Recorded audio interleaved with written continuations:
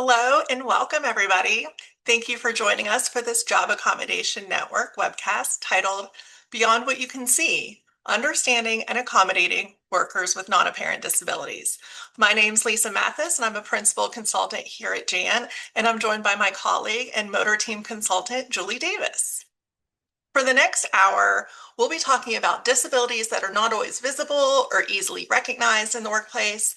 Many employees manage health conditions that others may not immediately see or understand, and these conditions are not limited to mental health conditions. They can include a wide range of medical issues that could affect stamina, concentration, scheduling needs, or certain tasks the way they're completed. So during our time together, we're going to look at how employers can better recognize when a disability may be impacting job performance and what that can mean in terms of reasonable accommodation. This session is going to walk through how to spot situations where an accommodation request may be happening, even if an employee hasn't used specific language. We'll also discuss how to respond effectively and navigate that accommodation process with more confidence. Along the way, we're going to explore practical accommodation ideas and solutions that can help employees perform their jobs successfully. Ultimately, thoughtful accommodations can support employee performance, increase retention, and strengthen productivity across the workplace. So, if you are needing assistance exploring accommodation ideas, all you need to remember is ask Jan. We can help. In '83, a national project called the Job Accommodation Network, or JAN, had begun that enabled employers across the U.S. to share information about the accommodations that they were making for individuals with disabilities. With the U.S. Department of Labor's Office of Disability Employment Policy, when they were established in '01, JAN became a key technical assistance resource supporting that agency's mission to develop and influence policies and practices that increase the number and quality of employment opportunities to those with disabilities. Today, JAN is a direct assistance service provided by ODEP, and we are the leading national source for practical guidance on accommodations, trusted accommodation process strategies, and technical assistance on Title I of the ADA and 501 of the Rehabilitation Act, along with related laws. We are a national service. We're based here at West Virginia University in Morgantown, West Virginia, and we provide free, confidential consultation service, expert guidance, and practical tools to help both employers and others navigate the accommodation process and implement effective accommodations. We are committed to increasing employment opportunities to people with disabilities through effective, tailored accommodation solutions. And if you want to take a closer look, please visit our website at askjan.org. I am going to now let Julie explain who makes JAN what it is and how we do what we do. Thanks, Lisa. If you're seeking information on accommodations, all you need to remember is Ask Jan, we can help. Jan is a trusted partner in the job accommodation process, offering personalized expert guidance every step of the way.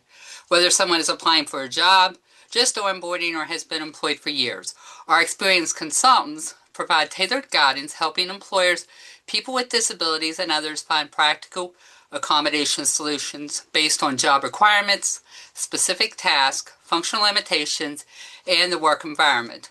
We also provide personalized strategies for effectively navigating the accommodation process, the collaborative dialogue that leads to reasonable accommodations in the workplace.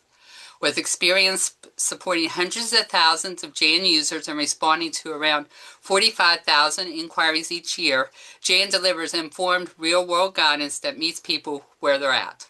So JAN has a small staff of about 25 employees that provide consultation all over the United States. JAN consultants are experienced thought leaders who specialize in workplace accommodations and disability-related employment laws. Their expertise covers a wide range of health conditions and functional limitations. Here at JAN, we have 3 teams. We have a cognitive neurological team, which would deal with ADHD, anxiety, depression, those type of disabilities. Motor and mobility, which Lisa and I are on, we would address the gastrointestinal, arthritis, back impairment, those type of disabilities. And then we have a sensory and immunological team, which would address issues like diabetes, asthma, and those respiratory disorders. All consulting team members provide practical guidance on Title I of the ADA and the Rehab Act and other related laws. We also have a dedicated specialist who supports individuals with disabilities exploring self-employment and entrepreneurship. So now we're going to get into good stuff. We're going to talk about what a non-apparent disability is and how. So a non-apparent disability is any physical, mental, or neurological condition that significantly limits a daily activity but isn't immediately apparent to others. To begin with, it's a medical condition that would meet the definition of a disability that is not readily apparent at first glance. It may be physical, mental, neurological, or medical, and it may fluctuate or be episodic. There may be times where the individual doesn't need a disability, but then they have a flare-up and they would need a disability for that time. As you can imagine, many disabilities fall into this category. On this slide, I have provided a small list of example conditions that may be considered a non-apparent disability, to give you an idea of how broad of a scope we are working with here. So you would have HIV, heart conditions, sleep disorders, brain injuries, learning disabilities, neurodevelopment disorders, those autoimmune disorders such as multiple sclerosis and diabetes, fibromyalgia, respiratory, cancer, migraines, and gastrointestinal disorders. We're not going to get into mental health impairments today, but they may fall under non-apparent disabilities also. Some examples of those could be addiction, anxiety disorders, bipolar disorders, major depression, OCD, panic disorder, post-traumatic stress disorder. These are just a few examples that could be considered a non-apparent disability. Since non-apparent and hidden disabilities can sometimes be difficult for medical providers to diagnose, I also wanted to provide a few examples of common limitations that stem from these apparent disabilities. Remember that the ADA's definition of disability focuses more on how the individual is limited because of the condition that they have rather than on the condition itself. So some questions you may want to consider is, are they having difficulty remembering how to do work-related tasks? Is it difficult for them to stay focused on their task? Do they have an inability to exert oneself over a prolonged period of time or across a certain amount of repeated activities? Do they have outbursts at work? Are there triggers that exasperate their stress? Does breathing become difficult or labored during or after a work-related task? Are they sleeping at work? Are there difficulties with typing, grasping, or some other fine motor limitation? Is lifting, climbing, standing, or some other gross motor limitation affected? Is there sensitivity to hot or cold? Do they need a place to store the food, a certain menu for employment functions such as a gluten-free menu? Do they need assistance on how to prioritize tasks? Do they have pain that is exasperated by certain tasks or office equipment such as chairs? Do the lights in the office trigger their disability? Do they have difficulty working with their coworkers? Are they on medication that lowers their immunity, or do they easily contract a cold, flu, or other illnesses due to their suppressed immune system? Are there triggers that increase or induce panic? By asking these questions, you get a better understanding of the limitations that the individual has experienced, even though they may not have a diagnosis. Because non-apparent disabilities are often unseen or unheard, it is common for people to have some misconceptions regarding them. On this slide are a few myths that people tend to have regarding non-apparent disabilities. Non-apparent disabilities are not as severe as apparent disabilities. Non-apparent disabilities can be just as severe, or in some cases even more severe, than obvious disabilities. This misconception is a little like comparing apples to oranges. Every disability is different, and it really isn't helpful to anyone to start comparing one person's disability and what they're going through to another person. Non-apparent disabilities are difficult to accommodate. So non-apparent disabilities are not inherently difficult to accommodate. Once the limitation and the needs of the individual are understood, there really isn't much difference between accommodating a non-apparent disability to accommodating an obvious disability. People with non-apparent disabilities do not need accommodations. People with non-apparent disabilities do need accommodations at times. Like I said, during a flare-up, they may need accommodations, but other times they may not need one. It depends upon the individual's disability-related needs and how they interact with the requirements of their job. Many people with disabilities don't need any form of accommodations, but some do, regardless of whether their disability is hidden or obvious. Not recognizing the limitations of a non-apparent disability may increase the employee's stress level in the workplace and make them feel like they are not being heard, which could affect their overall morale and work. Finally, accommodations generally are not expensive to provide. We have all heard the stories of accommodations that are very costly, but remember that bad news travels faster than good news. Most accommodations amount to no cost. Jan conducts a survey of Jan users on the cost of accommodations. Of these surveyed, 61% said there was no cost to provide the accommodation, and 33% said that there was a one-time cost less than $300 for the employer to provide the accommodation. For instance, schedule modifications are very common and have no upfront cost to pay to provide them. Jan just recently updated their annual survey data that goes into more details about low cost, high impact of workplace accommodations, and you can find this in on our A to Z list under topics, which we'll talk more about the A to Z list later in our presentation. Now I'm going to turn things back over to Lisa to discuss unique challenges of non-apparent disabilities. Okay, thanks, Julie. So, how do non-apparent disabilities present unique challenges? First, there's no visible or obvious cues to trigger that accommodation conversation. So, typically, for an employer to ask an employee if they need an accommodation, they're going to have that reasonable belief based on objective evidence that an employee needs an accommodation due to an obvious or known disability. Well, with these non-apparent medical conditions, we don't have that reasonable belief to rely on. So it's this murky area that employers are kind of nervous to breach the medical exams and inquiry rules under ADA, but we may have a feeling something's going on, but we're just not sure what exactly. Which brings me to this next bullet point on the slide. Performance concerns may appear first. So we may have this employee who's not performing well or their conduct is not in line with our company expectations, but nobody has disclosed anything, nobody has requested an accommodation, which can make it difficult for employers to know when that accommodation conversation should begin. The employer may not yet realize that a disability or medical condition could be contributing to the performance issue. Stigma and fear of disclosure. This can present in a couple different ways.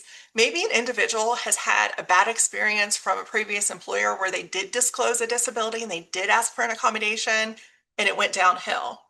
They didn't get accommodated, retaliation, just not the ideal situation, right? Or with these non-apparent disabilities, there can certainly be the stigma. Julie touched on this, that there can be this misconceiving notion that non-apparent disabilities aren't as severe as the apparent ones. Oh, you don't look sick, you can control your disability, it doesn't look like anything's wrong with you. We see this due to the flare-ups and the episodic nature of some of these non-apparent disabilities.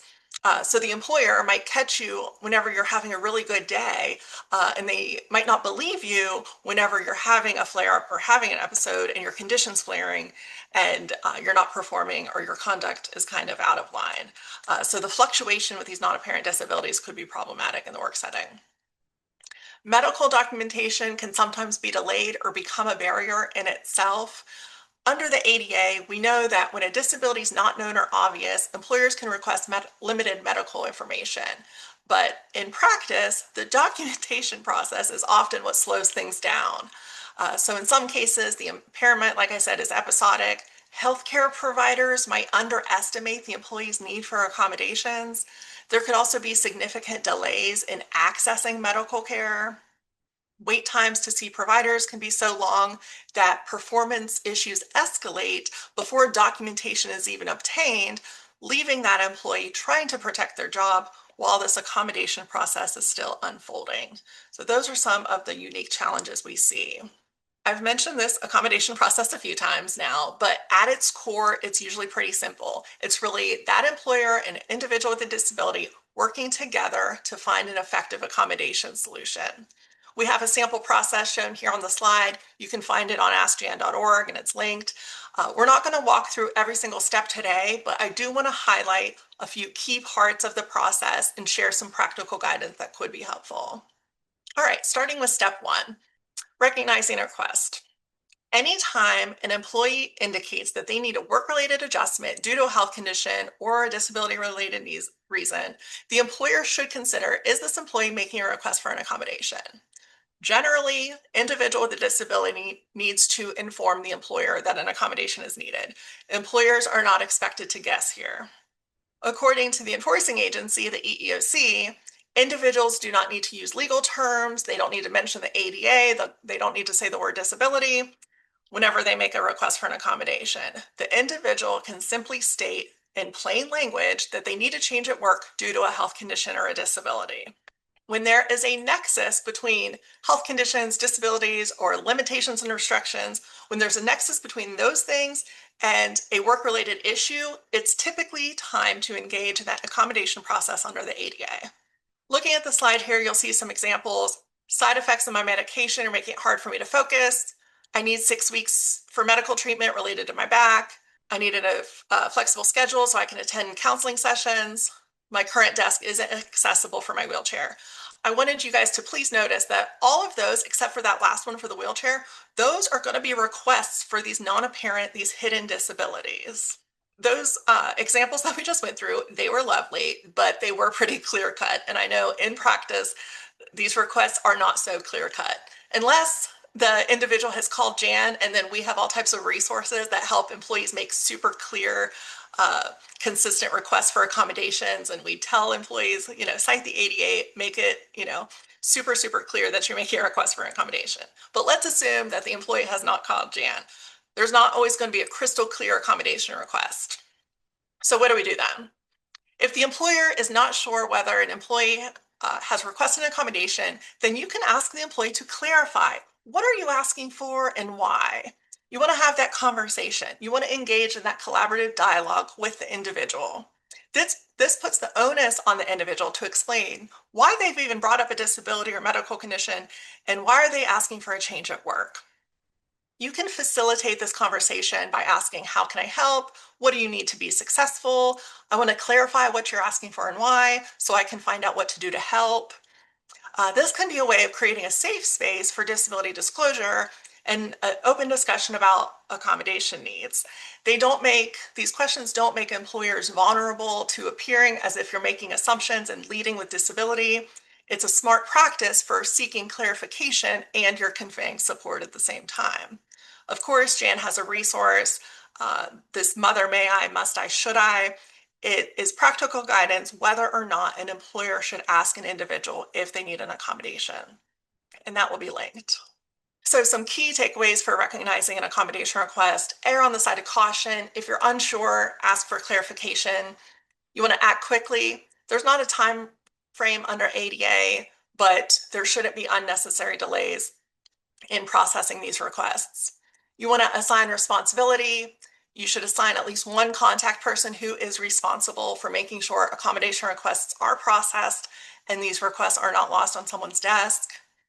You want to conduct training. Employers should train all supervisors and managers to at least be able to recognize accommodation requests and what to do with the request once it is received. And it's also important to train all your staff about who to go to if you happen to need an accommodation. So make sure people know about the information, whether it's an employee handbook or intranet, but all staff should be able to know if they have an accommodation request, who to go to. When employers respond promptly and clarify requests and train staff on the process, they create a system where accommodation needs are recognized and addressed effectively. Of course, Jan has developed a tool that can help with this piece, linked here, recognize an accommodation request. Okay, so we went over when an individual straight up requested an accommodation, and we went over even having to clarify, are you requesting an accommodation? But what if an employee hasn't said anything about their job or their medical condition? We just know that they're not doing the job as expected. So here we have a performance concern is identified. An employee may start missing deadlines, struggling with concentration, or having difficulty completing essential job tasks. At that point, employer may simply see it as a performance concern, not necessarily as a disability-related issue yet. So us as supervisors and employers, we've decided we need to talk to the employee about what we have observed. During that conversation, employee may share a difficulty or a limitation that is affecting their performance. They may or may not use the word disability, and under the law, we've learned that they don't have to use any specific terminology. At that point, the manager's response becomes important. The conversation should start with clarifying performance expectations, sharing specific objective performance concerns about the work being performed. And a manager should also explain what the expectations are moving forward and the consequences if you don't improve performance. What's going to happen if performance stays where it is? But it is equally important for these managers to open the door to support, asking something like, is there anything we can do to help you meet these expectations? That simple question can, again, create that safe space for the employee to disclose a disability-related need and begin that accommodation conversation. Another simple question that we love here at Jan is, how can I help? If you've called into Jan in the past and have ever had questions about navigating the accommodation process, I have a good feeling that the Jan consultants have brought up this how can I help approach. It's a strategy that can be really helpful for supervisors in asking this simple question, how can I help? It can go a long way, again, in creating that safe space for employees to talk about the challenges they're experiencing, and it signals that you want to support those employees and that you're open to working towards a solution. It also demonstrates good faith on the part of the employer. And what's helpful about this approach is that it allows employees to disclose if something is affecting their work without feeling pressured or singled out to disclose. It also helps employers avoid making assumptions and leading with disability or the need for an accommodation, because you're focusing on support rather than mentioning medical conditions or disabilities. You're not immediately getting into ADA's rules for the medical exams and inquiries. You're still opening that door to have an open discussion and for employee to share something if something is going on. If the employee then indicates medical condition is affecting their ability to do the job, that's whenever we can start that accommodation conversation. Of course, there is a Jan resource titled, How Can I Help? So still working under that umbrella of the accommodation process, skipping ahead to step 3, request information, which often entails asking for limited medical documentation. When we're talking about non-apparent or hidden disabilities, medical documentation can look a little different than what employers might expect. First, an employee may not have a formal diagnosis. Julie kind of went over this. Many conditions take time to diagnose. Sometimes employees are still going through that testing process, trying to determine exactly what's going on. Doesn't necessarily mean that the limitations they're experiencing aren't real or it's not impacting their work. It's also helpful to stay flexible when reviewing documentation. The focus should really be on those functional limitations the employee is experiencing rather than the specific diagnosis. Under the ADA, the goal is understanding how the condition affects the person's ability to perform their job, not necessarily labeling the condition. Another challenge is that symptoms can be episodic or fluctuate. Someone might be fine one week and struggling the next, which can make documentation feel less clear or less consistent or less credible. In many cases, objective medical tests don't fully capture the impact of the condition, especially with things like fatigue and migraines and chronic pain or certain mental health conditions. You may also come across medical documentation that's fairly general because healthcare providers aren't always familiar with the employee's specific job duties. So this is where communication with between the employer and an employer could create a list of questions that they want answered specific to the job category or job task that we're trying to accommodate. Sometimes that can be more helpful than just sending a generic job description. Because of these challenges, employers sometimes need to rely partly or even fully on the employee's perspective about how their condition affects their work. The employee often has the best understanding of what they experience day to day. So overall, when dealing with non-apparent disabilities, the key is to focus on those limitations, maintain flexibility with documentation, and continue that accommodation process to find effective solutions. So to wrap up requesting accommodation, let's not forget that medical documentation is an entitlement, not a requirement. Employers can certainly just have an open conversation with the employee about those limitations and how it's impacting their performance or conduct or performing essential functions. And this might be a fast pass to get you the information you need quicker. If you can just have an open dialogue with the employee, they know what they're experiencing, you know what you need the job to be, an open conversation can go a long way. But if you are asking a healthcare healthcare provider for limited medical documentation, still don't stray too far from those functional limitations and the associated difficulty. To determine effective accommodations, employers typically need to understand which limitation is creating a specific barrier at work. The goal with documentation and information, engage in that interactive process, focus on the limitations rather than a diagnosis, and not requiring perfect or exhaustive medical documentation. Here we have linked to Jan resource. It offers option when an employee has difficulty obtaining that medical documentation. All right, so now still under that umbrella of an accommodation process, step 4 is exploring and choosing an accommodation. Again, this is a collaborative effort.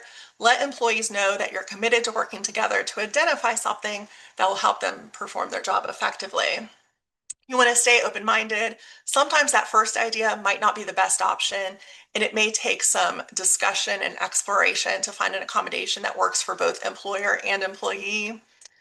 Invite the employee to suggest their ideas. We're all nervous to talk to HR, so without that prompt of, hey, do you have any ideas of your own? Have you dealt with this in the past in an old job? They might be nervous to bring up an accommodation idea without being asked. For additional input, consult the employee's healthcare provider and tap into the wealth of resources that are available. We have agencies linked, they're subject matter experts in their field, and many healthcare providers will help generate accommodation ideas collaboratively with employers. And of course, do not hesitate to reach out to us here at JAN. We're here to help employers and individuals find accommodation solutions that will be beneficial. So now I'm going to pass this back to Julie to show us some accommodation ideas for some common limitations that we see, and also take a look at some situation solutions. As Lisa said, we're going to talk about some accommodation ideas and solutions that we have encountered here at JAN regarding non-apparent disabilities and their limitations. As we discussed previously, the employee may be the best source of information for choosing an effective accommodation. We're going to talk about attentive and concentration accommodation ideas. Some of those accommodation ideas could be noise-canceling headsets. This would eliminate background noise and allow the individual to be able to focus on their work task. Also, a private office may be helpful in eliminating distractions like office activity and co-worker activity. Checklist could be helpful in keeping the individual on task and to know what they have to do to complete for the day.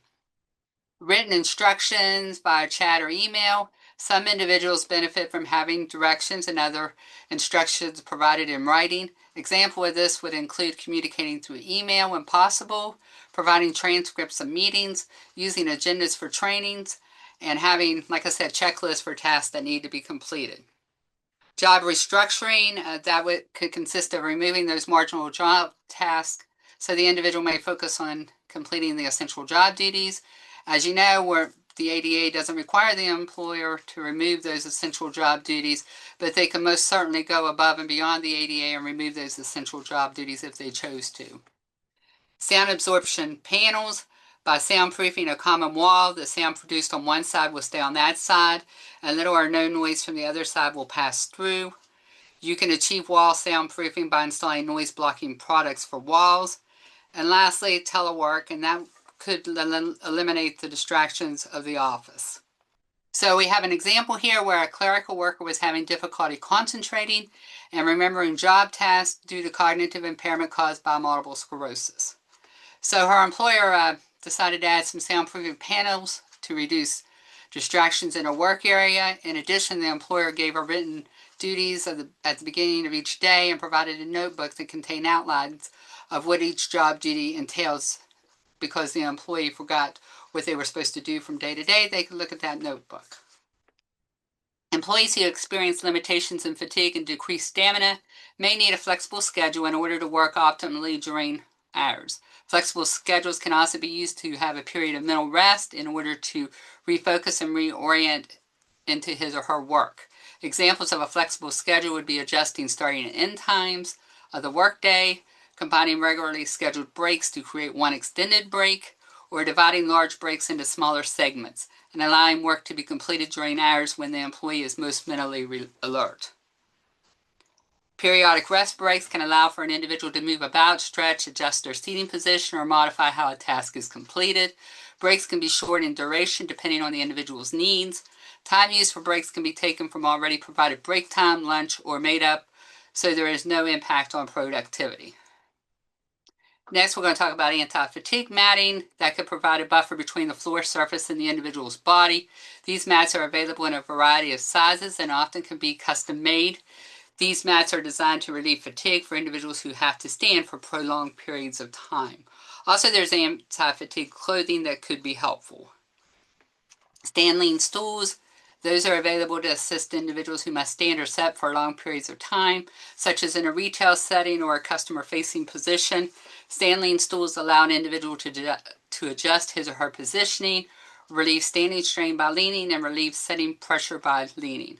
Stand lean stools are useful for brief mini breaks and allow an easy return to an upright position.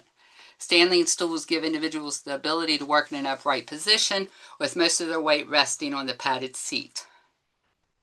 Ergonomic office equipment could also be beneficial, such as copy holders, monitor risers, keyboard trays, keyboard rest, and footrest. Individuals with handling, fingering, and grasping restrictions resulting from cumulative trauma disorders or some other disorders, such as arthritis, can benefit from this equipment. Also, ergonomic chairs and sit-stand desks may be helpful for gross motor limitations that may lead to fatigue and decreased stamina. And lastly, you may want to consider providing accessible parking to eliminate walking and help the individual to maintain their stamina. So we have an example here where a nurse with fibromyalgia working in a county health clinic experienced a great deal of fatigue and pain at work. She typically worked evening shifts, but her doctor recommended a schedule change to help regulate her sleep patterns. So the accommodation suggestions included changing her shift from evening to day shift, restructuring the work schedule to eliminate working 2 consecutive 12-hour shifts, reducing the number of hours worked to part-time, and taking frequent breaks. Part-time may or may not be reasonable in all specific situations, but there are times when it could be a win-win for both parties, thus resulting in a successful accommodation. So we're going to talk about dietary needs and accommodation ideas. Some of those could be a flexible schedule that may help someone that needs to eat at a certain time of the day. Mini refrigerators, electric coolers to keep their food cold. Policy modification may be needed, such as allowing the employee to eat at their work area for someone who needs to eat more often than breaks and lunch provide. Telework may be helpful for allowing the employee to fix meals at home and store food needed for disability-related needs, such as diabetes. You may want to consider menus at employee functions to ensure that employees with dietary needs can participate in work activities as a benefit of employment. Do they need a gluten-free diet, or do they have a specific food allergy? So this example, a customer service representative for a physician's office was undergoing treatment for an eating disorder. Remember that eating disorders can be vulnerable to disclose, so you may want to handle these requests with care. One of his therapeutic tasks was to integrate small meals into his daily routine. The employer had a strictly enforced policy that employees can only eat in the break room, out of sight from patients. So to keep from disrupting his production level and to aid in his recovery, his supervisor modified the workplace policy as an accommodation and allowed the employee to eat snacks at his desk. Just because you're doing a policy modification for an individual with a disability does not mean you have to do it for all employees, so keep that in mind. Next, we're going to talk about dizziness, some accommodation ideas, and that would be alternative lighting, such as incandescent lighting and LED light fixtures, to provide adequate task lighting without harmful UV radiation, and this may lower or eliminate dizziness. Fall protection products can include roof anchors, helmets, harnesses, lanyards, lifelines, and rescue hoists. Soft protective padding used to cover post signs, walls, and other surfaces to protect from injury if the individual would fall or stumble. Personal safety and fall alert devices are available in a variety of products and services. The individual may already have these devices, so you may want to check with them. Some products and services are activated when a person pushes a button on a watch, pendant, cell phone, or other device. These generally have a monthly service plan and connect the person with a call center operator. It may be necessary to contact vendors to learn more about available features, such as alerting emergency contacts and/or 911, selecting automatic alerting options, or setting up appointment reminders. You may want to consider walkers that are fitted with wheels to allow for extra mobility and ease of movement. And lastly, scooters can be used by people with dizziness who do not need a wheelchair, but who may have difficulty walking for long periods of time due to dizziness. So an example here is an employee with ataxia, worked in a hotel laundry department, and was having trouble pulling out the wet bedding and towels from the washing machine. So here at JAM, we suggested a simple accommodation consisting of only pulling small amounts of laundry out at a time, and the employee was allowed to sit on a low stool to limit the bending down movement that would cause the dizziness. One thing I want to mention about dizziness is here at JAM we often get calls from employers who are concerned the individual may fall, and the first response is to place the employee on leave. So in these situations, you may want to keep in mind that the bar for direct threat is a high bar to meet under the ADA. Of course, if you do a direct assessment and it's apparent that there is a direct threat, you would want to consider accommodations to lower or eliminate the direct threat. If that is not possible, reassignment may be an option to consider. But one takeaway I want to mention today is just make sure if you're going to say it's a direct threat that it's based on objective and factual evidence and not your perception of what could happen. At times, individuals with disabilities may need to receive medical treatment. Examples are for chemotherapy, radiation, surgery, glucose levels, counseling, and physical therapy. Individuals may also need accommodations related to the effects the medical treatment has on them. So some accommodations to consider may be a flexible schedule so that the employee can work when not receiving treatment. For example, allowing an employee to come in early or stay late so they can go to an appointment during their regular work time. Because we all know that doctors' offices are not open after hours, and so it could be hard for the individual to make those appointments. Allow modified break schedule or periodic rest breaks to receive treatment throughout the workday. For example, allow extra 10-minute break for an individual with diabetes to self-administer their insulin injections. You could provide a private workstation so the individual may be able to administer treatment in private and away from others, or at least provide them a private area where they could go to the treatment. Allow a self-paced workload via job restructuring. For example, you're reallocating those marginal job duties to afford the individual more time to complete the job's essential task. Although not listed on this accommodation slide, you may want to provide additional leave to cover medically required absences. For example, allow an employee with cancer to have the day off after having a chemotherapy treatment. Another accommodation to consider may be telework, which would allow the employee to receive or manage the effects from medication or treatment in their home. This example talks about a retail sales associate with diabetes that developed complications from affecting the functioning of her kidneys. This employee required hemodialysis 3 times a week. Hemodialysis requires adhering to a fixed schedule. So the employee requested a transfer to a store closer to the dialysis center as an accommodation under the ADA and applied leave under the Family and Medical Leave Act when needed to receive dialysis. In this situation, you may want to take into consideration what's going to happen once FMLA is exhausted. So that may be when you want to consider ADA leave, barring undue hardship and business necessity. Now I'm going to turn it back over to Lisa for some additional accommodation solutions. All right, so continuing those accommodation ideas, now we're looking at executive functioning. An employee experiences challenges such as memory, organization, time management, or task initiation. There can be a variety of accommodations that could help them support them in their success in their job. Apps designed to support memory and organization can help employees track tasks, reminders, and deadlines. A lot of employees like an app solution because a lot of us have our phone on us while we're working. So it can be a subtle accommodation solution. So you're not disclosing to everybody, hey, I have an accommodation. So I think that could be really important. Providing extra time to complete certain tasks or assignments can be effective, especially whenever the work requires sustained concentration or complex planning or switching between multiple tasks. Extra time can be ideal.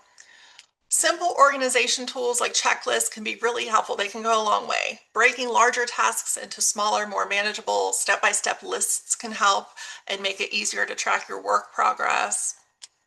Similarly, calendars, planners, whether that's the fancy digital ones or it's the old school paper ones, they can help employees keep track of meetings and prioritize things. Environmental supports can also help. The full spectrum or natural lighting products can help improve alertness and improve concentration for some people. In some cases, sun boxes or light therapy lamps can also be beneficial in certain settings. And then lastly, timers, watches, reminder alarms can help employees manage time, stay on schedule, and transition between tasks more easily. These types of accommodations are often simple, they're often low cost, and they can make a meaningful difference in helping employees stay organized, stay focused, and stay on top of their production. Now we have a legal clerk with lupus who is having difficulty with executive functioning skills such as memory and concentration. They were not meeting productivity standards for reviewing cases. We know under ADA we don't have to lower production standards, but we might have to accommodate and provide accommodations to bring people up to meet those standards.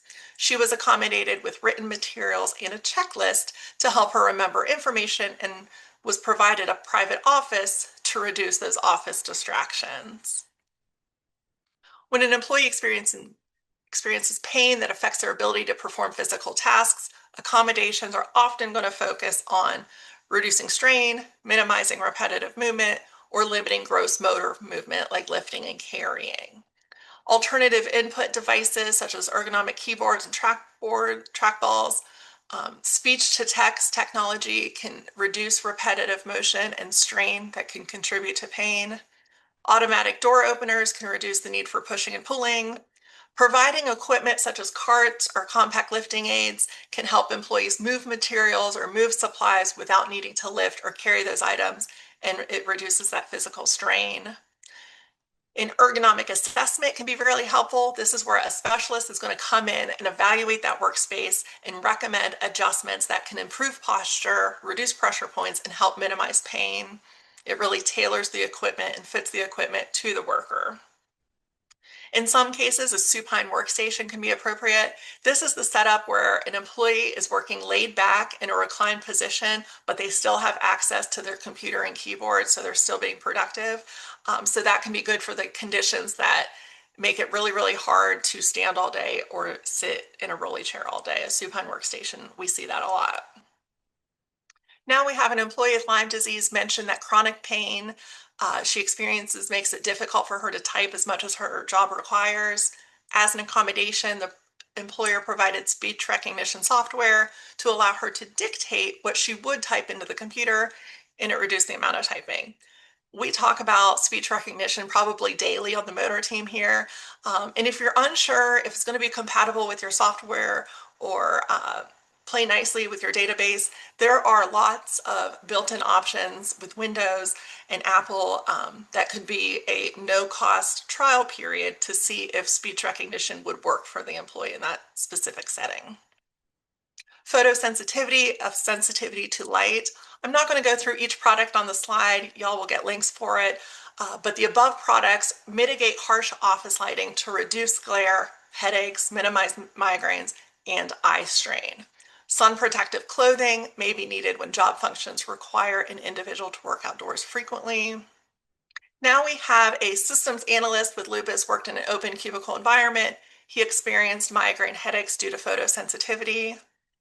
As an accommodation, the individual was moved from a cube office to a separate workspace away from distractions and noise.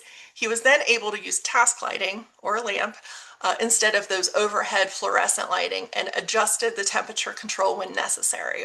So here you kind of see the solution of a private workspace enabled this individual to have complete control over the noise, the light, and the temperature, which enabled him to be a productive worker. Suppressed immunity, this can be due to the side effects of a medication or cancer like chemotherapy, or you might be suppressed due to an autoimmune disease itself.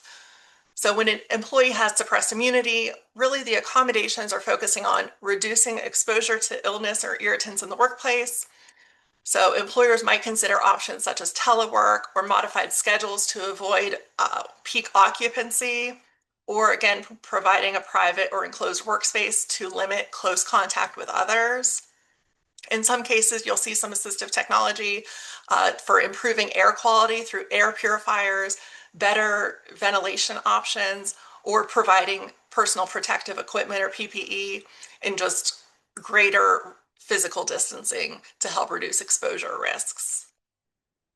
Now we have an applicant with sickle cell anemia and a weakened immune system applied for a role that typically requires frequent in-person interaction, posing a health risk due to potential exposure to infection.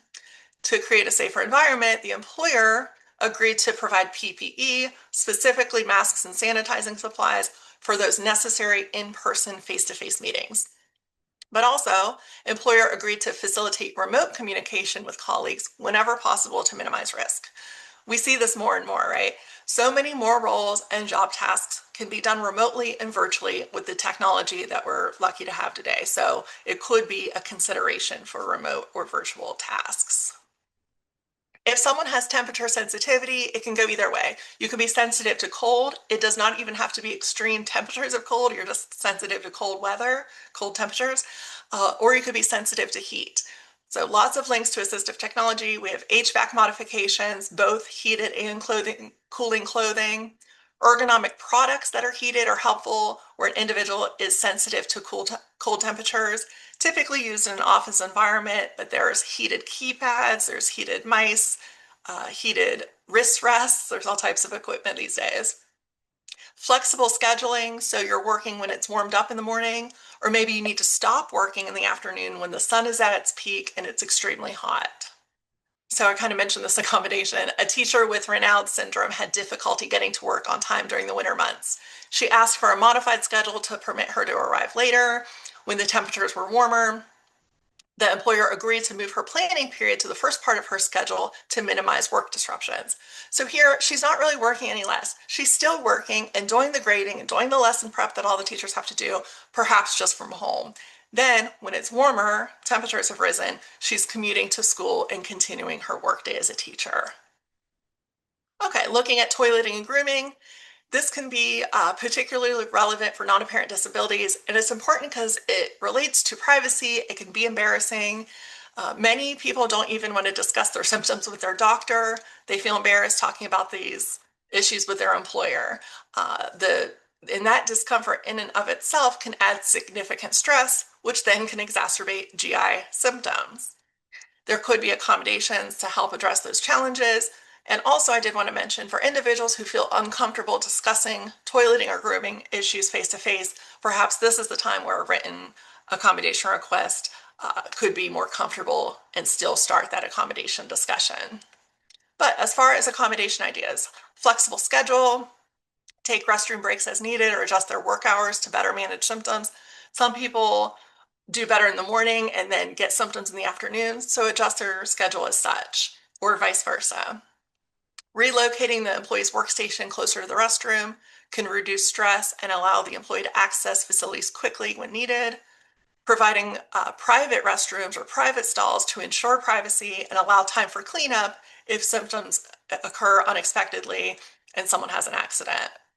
But if the position involves constant interaction with the public or strict time pressures, another option could be reassignment to a vacant role that's not customer facing or it's not highly time sensitive. We have an employee's medical condition, endometriosis, required immediate restroom access, which conflicted with the fast-paced nature and structured schedule of the customer service role. This lack of flexibility risked the employee's well-being, causing stress and their job performance.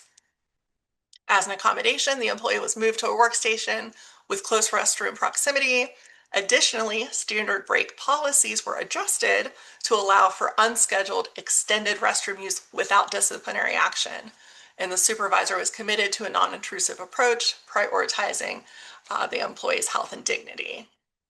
Okay, so as we wrap up, there are a few best practices that can help employers effectively support employees with those non-apparent disabilities.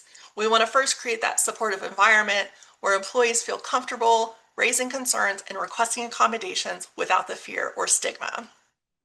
We want to consider temporary accommodations when appropriate. Sometimes a short-term solution can provide immediate support while additional information or documentation is being gathered.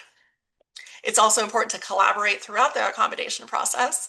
The interactive process works best when both employers and employees work together to explore options and identify solutions. Employers should also keep the ADA in mind during performance conversations. If performance issues arise, it might be helpful to consider whether a medical condition or a disability is contributing to the issue and whether accommodations might help address that issue. And then finally, document employer efforts during that accommodation process.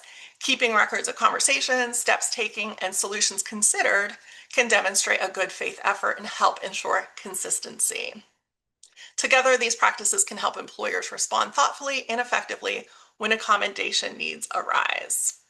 So now I'm going to hand it back to Julie, who's going to walk through some highlights of the AskJan website. Thanks, Lisa. Now I'm going to share some key features of our website. So in this page, you would have the employer's toolkit. The toolkit can be found on the top of the AskJan navigation bar. The Job Accommodation Network Accommodation Toolkit offers clear, straightforward guidance to help employers navigate the reasonable accommodation process under the ADA and Section 501 of the Rehab Act. This is a free resource that provides step-by-step guidance, checklists, and documentation tools for anyone involved in managing workplace accommodations, from HR professionals to supervisors and legal experts. This would be a good resource for new HR personnel and managers who are just starting the accommodation process. Drawing from Jan's extensive experience and free resources, the toolkit includes sample processes, templates, and training resources to support compliance and effective accommodation practices. The toolkit also highlights Jan's services and features tools at askjan.org. So this is developed from Jan's decades of experience and designed with ease of use in mind. The toolkit will continue to grow as new accommodation process best practice and strategies emerge. So at the heart of ADA compliance is a consistent and well-documented process for handling accommodation requests. The toolkit offers step-by-step guidance that breaks down the accommodation process, from recognizing a request to evaluating options and communicating decisions. It features 5 sections of essential information for anyone managing accommodations, including reasonable accommodation basics, a sample accommodation process, guidance and tools for documenting the process, supportive Jan services and features, and training and development resources to build internal capacity. Whether you're starting from scratch or reviewing existing procedures, the toolkit can help you respond promptly and appropriately to accommodation requests, engage in meaningful individualized conversations with employees, and document decisions. Confidently navigate the accommodation process with smart tools and expert guidance from Jan by using the Workplace Accommodation Toolkit. Access it today at askjan.org. Next, I want to talk about our A to Z list real quick. The A to Z list of disabilities and accommodations can be found in the left middle section of the navigation bar at askjan.org. It's easy to navigate, and I use this daily here at Jan. It's designed for employers, people with disabilities, and service providers. It's a helpful starting point in the accommodation process. You can browse by disability, limitation, work-related function, topic, and accommodation. For example, you'll find common health conditions like back impairment, diabetes, mental health conditions, pregnancy, along with related accommodation ideas. Keep in mind the disability list isn't comprehensive or a list of ADA disabilities. If you don't see a specific condition or need personalized assistance, contact Jan directly. We'll meet you where you are in the process and provide guidance tailored to your situation. Each A to Z index tab provides unique, helpful information for exploring and implementing job accommodations. For today's presentation, I want to focus on the limitation one. You know, if you don't know what the disability is, but you know what the limitation is, you could go to the A to Z list and click on the limitation and find some possible accommodation ideas that could be helpful.